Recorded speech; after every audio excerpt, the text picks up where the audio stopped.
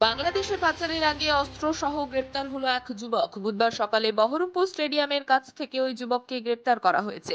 তার কাছ থেকে 4টি পিস্তল, 8টি ম্যাগাজিন, 130 রাউন্ড গুলি উদ্ধার হয়েছে।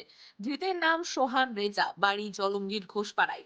ধুলিয়ান থেকে এই অস্ত্র আনা হচ্ছিল, বহরমপুর হয়ে জলঙ্গি যাচ্ছিল। সেখান থেকে বাংলাদেশ পাচার হওয়ার কথা ছিল। তার আগে বুধবার সকালে বহরমপুর থানার পুলিশের হাতে সে ধরা পড়ে। আজ বুধবার ধৃতকে আদালতে তোলা হয়। তবে এই সময় জেলা জুড়ে অস্ত্রের এবং নিষিদ্ধ কাশের সিরাপের কেন এত রমরমা তা নিয়ে কপালে ভাঁজ পড়েছে পুলিশ প্রশাসনের।